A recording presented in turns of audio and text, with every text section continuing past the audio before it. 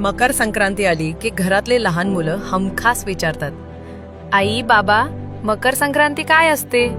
तिळगुळच का देतात? पतंग फक्त आजच का उडवतात? आज हे व्हिडिओ त्यांच्यासाठीच आहे, तर हा व्हिडिओ शेवटपर्यंत नक्की पहा. आपले आजोबा आजी सांगायचे, आजचा दिवस खास आहे कारण आज सूर्य आपला प्रवास बदलतो. आजपासून सूर्य दक्षिणेकडून उत्तरेकडे जायला लागतो, म्हणजेच थंडी हळूहळू कमी होते, दिवस मोठे होऊ लागतात, निसर्ग पुन्हा हसतो.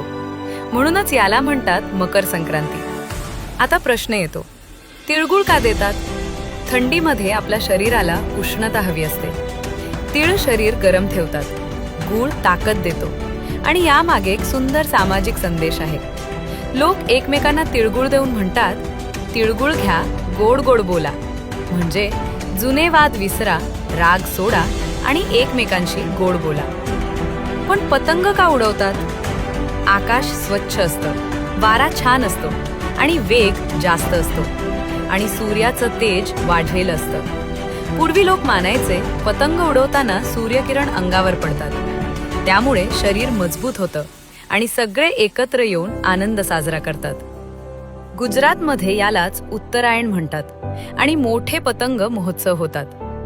म्हणजे मकर संक्रांती हा सण आहे निसर्गाचा, विज्ञानाचा, माणुसकीचा आणि एकतेचा.